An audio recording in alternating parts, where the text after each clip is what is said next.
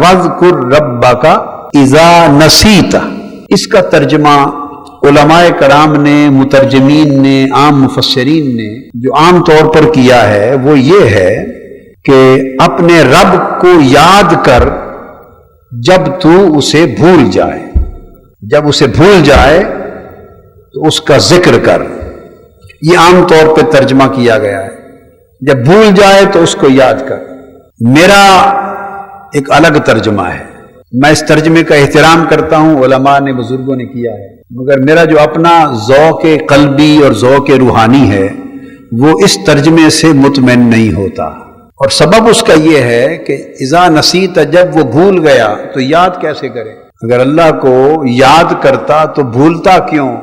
اور بھول گیا ہے تو اب یاد کہاں سے کرے؟ بھولا ہوا ہے۔ اللہ کا ذکر کر، اللہ کو یاد کر جب تو بھول جائے۔ تو جو ترجمہ، معنی، مفہوم اور مراد اللہ پاک نے مجھے عطا کیا، میری سمجھ میں آیا ہے، تو میں اس کا معنی یوں لیتا ہوں، اذا نسیتا کے معنی کا تعین کرنے کی ضرورت ہے کہ تو جب بھول جائے کس کو؟ تو میرا ترجمہ یہ ہے، وَاذْكُرْ رَبَّكَ اذا نسیت، اپنے رب کو اس طرح یاد کر کہ اس کے سوا ہر شے بھول جائے۔ اپنے رب کو یوں یاد کر اذا نسیتا کہ جب تو ہر شے بھولا ہوا ہو، کوئی شے اور یاد نہ ہو، ہر شے، دوسری شے، ہر اس کا غیر بھول جائے اور ایک وہ یاد رہے، تو گویا تو اس کی یاد میں کھو جا، اس کی یاد میں کھو جا۔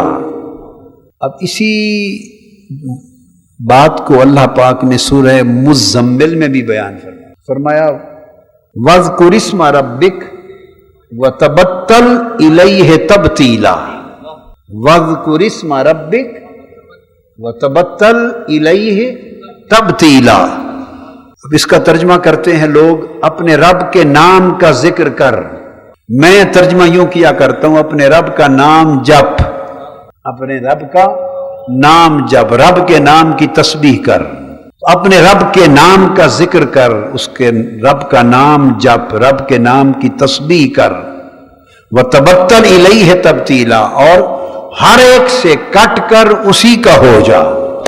تو حالت ذکر بیان کی گئی ہے، اللہ کا ذکر کر اس حال میں کہ وَتَبَتَّلْ إِلَيْهِ تَبْتِيلًا، کہ بس اسی کا ہو جا ہر ایک سے کٹ کر، پھر کچھ اور یاد نہ رہے، پھر کچھ اور یاد نہ رہے۔ اذا نسیتا، اس کو یاد کر اور یوں کہ کچھ یاد نہ ہو، اس کو یاد کر اور یوں کہ کچھ اور یاد نہ ہو۔ اور آپ کہیں گے کہ بندہ پھر جب خود ذکر کرتا ہے کہ اللہ کا ذکر کر رہا ہوں تو اس کو اپنا تو پتہ ہوگا، اپنا بھی یہاں یہ ایک درجہ ہے کہ ہر دوسرے کو بھول جا، اس کو یوں یاد کر کہ ہر دوسرا بھول جائے، اور جب یہ یاد پختہ ہو اور اس کا درجہ بلند ہو تو ذکر اس درجے پہ پہنچ جاتا ہے کہ پھر اس کو یوں یاد کر کہ خود اپنے آپ کو بھی بھول جا، اسے یوں یاد کر کہ تو خود بھی تجھے یاد نہ ہو، تو بھی یاد نہ ہو، نہ کوئی اور یاد ہو، نہ تو خود یاد رہے، میں بھی یاد نہ رہے، وہ بھی یاد نہ رہے، اس طرح رب کا ذکر کر۔ جب سیدنا موسیٰ علیہ السلام نے اللہ کے حضور عرض کیا تھا رب ارنی، یہ تو مومن کے لیے، ذاکر کے لیے ذکر کا درجہ ہے، اور ہر ایک شخص کے درجے اس کے حال اور مرتبہ کے مطابق ہوتے ہیں۔ جب موسیٰ علیہ السلام نے عرض کیا تھا طور پر رب ارنی انظر الیک، اے میرے رب مجھے اپنا آپ دکھا، رب ارنی مجھے اپنا جلوہ کرا، انظر الیک تاکہ میں تجھے تک لوں، میں تجھے تک لوں۔ تو جواب آیا تھا لن ترانی، تو مجھے نہیں دیکھ سکتا، تو مجھے نہیں دیکھ سکتا۔ اب اس کی ایک عرفانی تفسیر کر رہا ہوں، قرآن مجید کے اس مقام کی ایک عرفانی تفسیر کر رہا ہوں جو عارفوں کی تفسیر ہے، عالموں کی نہیں۔ کیا؟ عارفوں اور عاشقوں کی جو تفسیر ہے وہ کر رہا ہوں۔ اللہ پاک نے یہ نہیں فرمایا کہ مجھے دیکھا نہیں جا سکتا. اگر اللہ کو دیکھا ہی نہ جا سکتا ہوتا تو اللہ کا پیغمبر سوال ہی نہ کرتا. اگر اللہ کو نہیں دیکھا جا سکتا تو اس کا علم پیغمبر سے زیادہ بھی کسی اور کو ہو سکتا ہے. سب سے پہلے تو یہ بات پیغمبر ہی کو معلوم ہونی چاہیے تھی کہ اللہ کو دیکھا ہی نہیں جا سکتا. تو جسے دیکھا ہی نہیں جا سکتا تو پیغمبر جانتے ہوئے اس سے کہے کہ مجھے اپنا آپ دکھا، یہ نہیں ہو سکتا. تو ان کا سوال خود اس بات کا جواب ہے کہ دیکھا تو جا سکتا ہے. اس لیے تو عرض کیا پیغمبر ہو کر مولا اپنا جلوہ کرا، انظر الیک، تاکہ تجھے دیکھ سکوں، تجھے تک لوں. تو دیکھا تو جا سکتا تھا. اور اللہ پاک نے جواب میں بھی یہ نہیں فرمایا کہ کیسے بات کرتے ہو موسیٰ، مجھے کون دیکھ سکتا ہے، مجھے تو دیکھا ہی نہیں جا سکتا، کیسی بات کر دی ہے. اللہ پاک نے یہ بھی نہیں فرمایا، بلکہ کیا فرمایا؟ لن ترانی، اے موسیٰ تو مجھے نہیں دیکھ سکتا. جواب بتا رہا ہے کہ دیکھا تو جا سکتا ہے پر تو مجھے نہیں دیکھ سکتا. اب تو مجھے نہیں دیکھ سکتا، یہ جو نکتہ ہے اس پر عاشقوں اور عارفوں کی بات کرتا ہوں. تو نہیں دیکھ سکتا، اس پر عاشقوں اور عارفوں کی بات کرتا ہوں. اور ہم بھی بھائی نہ عاشقوں میں سے، نہ عارفوں میں سے، اندھوں میں سے، نابینوں میں سے، دنیا کے کتوں میں سے، بس سن سنا کے پڑھ پڑھا کے ایسے بیان کر دیتے ہیں. اور سنا اس لیے دیتے ہیں کہ شاید سناتے سناتے کبھی ہمیں بھی سمجھ آ جائے گی. اپنا لالچ کرتے ہیں اور ہمیں تو کچھ پتہ نہیں اس کے سوا. تو عاشقوں اور عارفوں کی بات بتاتا ہوں کہ اللہ پاک نے فرمایا موسیٰ تو مجھے ہرگز نہیں دیکھ سکتا. کیوں؟ اس لیے کہ مجھے دیکھنے کی شرط یہ ہے کہ اپنے ہونے کی خبر نہ رہے. مجھے دیکھنے کی اولی شرط یہ ہے کہ دیکھنے والے کو اپنے ہونے کی خبر نہ رہے، اسے ناظر کی خبر نہ رہے، منظور کی خبر ہو.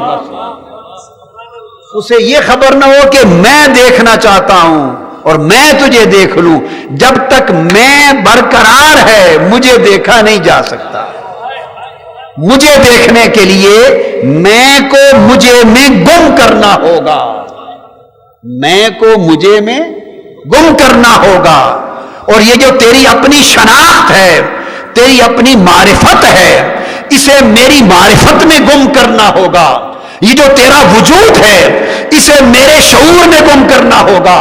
یہ جو تجھے اپنے ہونے کا خیال ہے یہ میرے دھیان میں گم کرنا ہوگا. اور یہ جو تو کہتا ہے رب ارنی، مولا مجھے اپنا آپ دکھا، اس مجھے کو مٹانا ہوگا. اور یہ جو تو کہتا ہے انظر الیک، کہ میں تجھے دیکھ لوں، اس وقت دیکھے گا جب صرف تجھے ہی تجھے رہ جائے اور میں نہ رہے.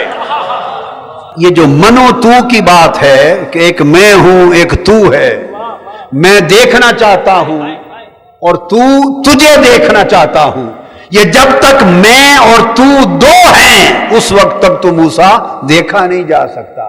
یہ تو میں اور تو کی دوئی ختم ہوگی اور دوئی اکائی میں گم ہوگی. فقط میں ہوں گا تو دیکھا جائے گا. اس لیے مجھے دیکھنے والے اپنی آنکھ سے نہیں دیکھتے، مجھے وہ دیکھ سکتا ہے جو مجھے میری آنکھ سے دیکھے، جو مجھے میری آنکھ سے دیکھے، جو میرا جلوہ میری نگاہ سے کرے، جو میرا جلوہ میری نگاہ سے کرے. تو موسیٰ تو نے چونکہ کہا ہے کہ میں تجھے دیکھنا چاہتا ہوں، اس لیے جب تک تیری میں مجھ میں فنا نہ ہو جائے اس وقت تک جلوہ آشکار نہیں ہوگا. اور جب حضور علیہ السلام کے بارے میں اللہ نے فرمایا معراج کی شب کے ما زاغ البصر وما طغى ما کذب الفؤاد ما رأى، اور دل نے نہیں جھٹلایا جو کچھ آنکھوں نے دیکھا، اور دیکھا اس طرح کہ نہ آنکھ جھپکی نہ بھٹکی. تو یہ جو اللہ نے حضور کے دیکھنے کی تصدیق کی، اس حکم کی روشنی میں پتہ چلتا ہے کہ معراج کی شب قاب قوسین او ادنا کے مقام پر جب مصطفیٰ خدا کو دیکھ رہے تھے تو مصطفیٰ کی نگاہ سے نہیں دیکھ رہے تھے، خدا کا جلوہ مصطفیٰ خدا کی آنکھ سے کر رہا تھا. یہ ایک کیفیت ہے فنائیت کی. کیا کیفیت ہے؟ فنائیت کی. یہ ہے مشاہدہ میں فنائیت، یہ ہے مشاہدہ میں، دیکھنے میں فنائیت. ایک غزل بھی ہے، انڈیا کے کسی شاعر کی غزل ہے، تو نہ رہے میں نہ رہوں، ایک دوجے میں کھو جائیں، ختم جھگڑے ہو جائیں. من تن شدم تو جاں شدی، تو من شدم من تو شدی، تاکس نہ گوید باد ازی من دیگرم تو دیگری. تو یہ ہے مشاہدہ میں فنائیت. اور یہ تو ہے اونچے لوگوں کی بات. کیا؟ اونچے لوگوں کی بات. ہم جو زمین پہ پھرتے ہیں اور زمین پہ رہتے ہیں، ہمارے سفر کی ابتدا تو ذکر سے ہوگی، یاد سے ہوگی. تو یاد میں چلتے چلتے پھر مشاہدے تک جا بات پہنچتی. ذکر ایک ایسی چیز ہے، ذاکر ہمہ ذکر و ذکر مذکور شبد. اگر ذکر کرتے رہیں اور ذکر میں فنا ہوتے رہیں اور ذکر میں ہر غیر کو بھول جائیں، اور بھولتے بھولتے بھولتے ذکر میں محویت ہوتی ہے. محویت بڑھتے بڑھتے انہماک بنتا ہے، انہماک بڑھتے بڑھتے استغراق بنتا ہے.